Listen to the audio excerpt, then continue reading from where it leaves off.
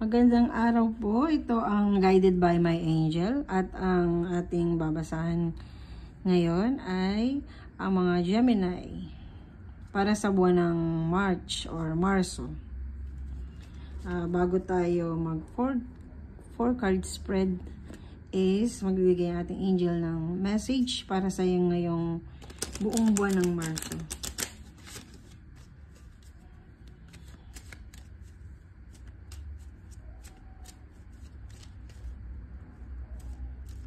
Gemini para sa buwan ng Marso.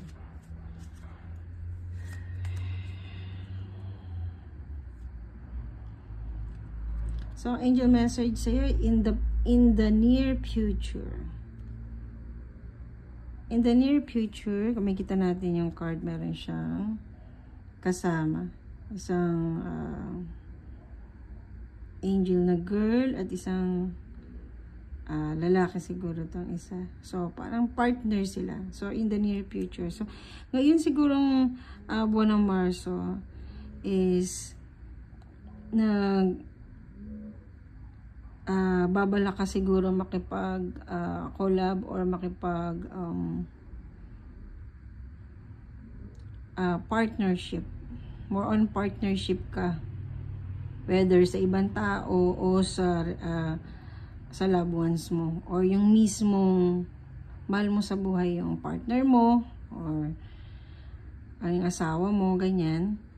So, in the near future, so kung ano man yung gusto mong gawin na in a partnership, sinasabi sa'yo ng card mo na is possible earning ito in the near future. So, ngayon pa lang siguro nakikita ng angel mo na kung ano man yung naging plano mo na yun with the partnership is in the at iniisip mo na magiging okay kaya to, ano kaya magiging resulta nito. So, in the near future, unti-unti is makikita mo na mag-earn to, magiging magandang investment ito. Hindi pa siguro ngayon, pero hindi siya magiging flop or hindi siya magtatagumpay. So, magtatagumpay siya in the near future. So, ngayong March na ito, iniisip mo yung kung ano man yung plano mo with the partnership, meron kang mga ganong doubt eh. So, sinasabi sa'yo ng angel mo na hindi ito magtatagumpay. Magtatagumpay ito in the near future. So, ngayon, kung inumpisa mo na siya ngayon, is okay na yun. Mag-umpisa ka na talaga. So, yung 4 card spread mo, or magiging flow mo ngayong March.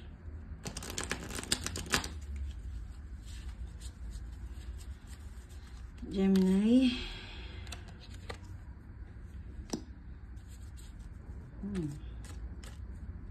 Hangman in reverse.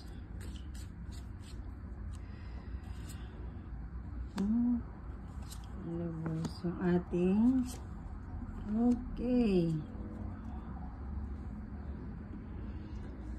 So, ngayong March na to, Gemini,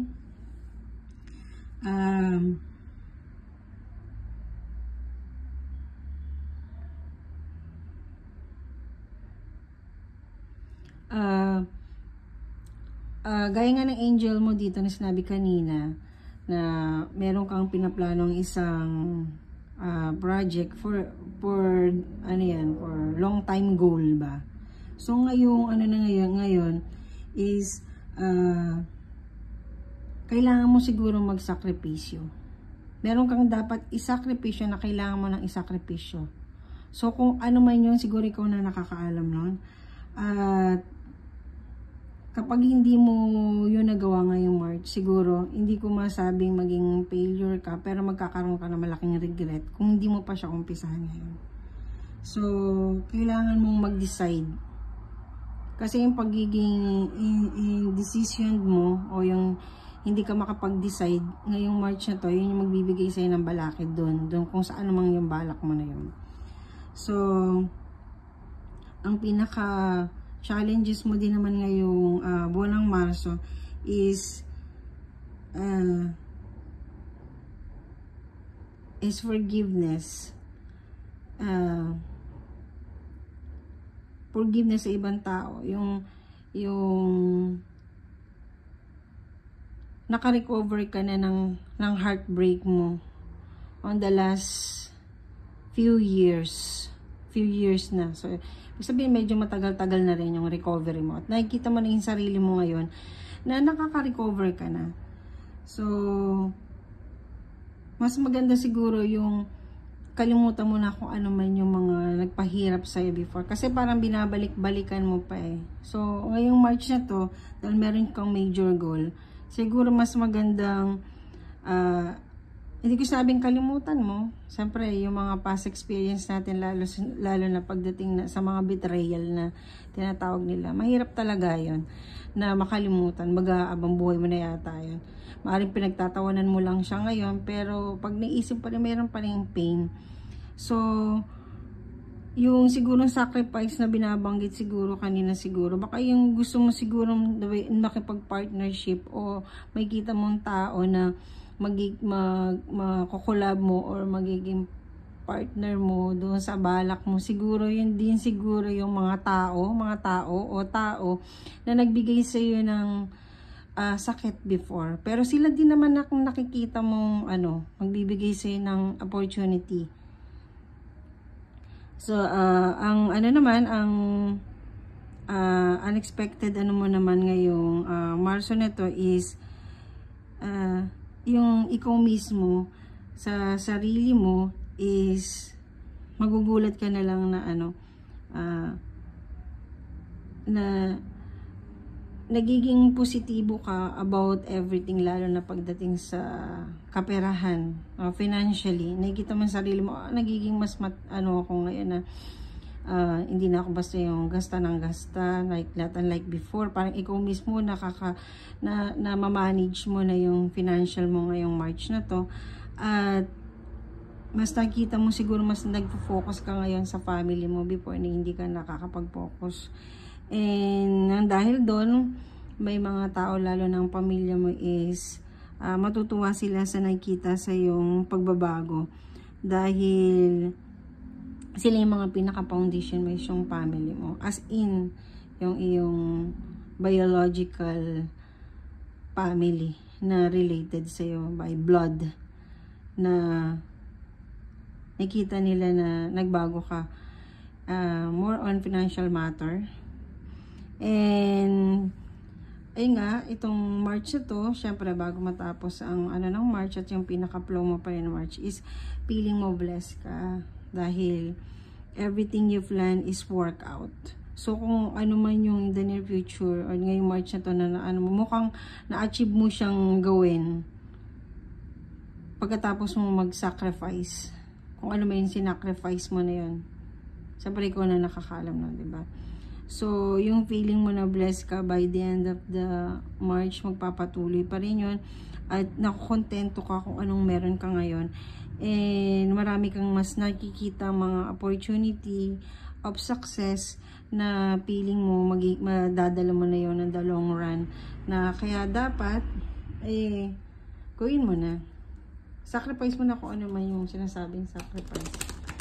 Dahil sabi nga ng angel mo, in the near future you'll be more blessed emotionally, physically, mentally, financially, syempre.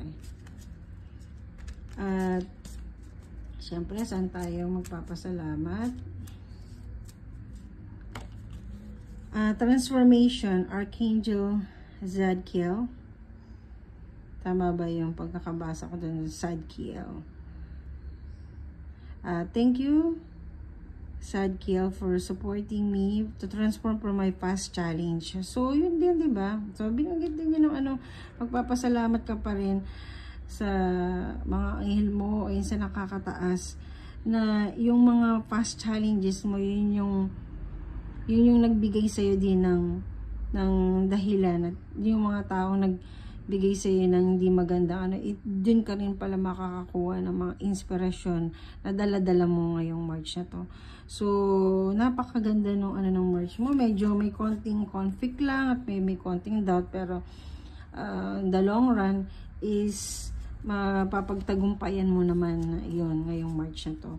So, syempre, magdasal ka lang lagi at lagi mo pa rin, humingi ka pa rin lagi ng tulong sa inyong mga angel. Syempre. So, yun lamang ngayon. Basta mga Gemini, yun ang yung message ngayong buwan ng Marso. Maraming salamat sa iyo and God bless.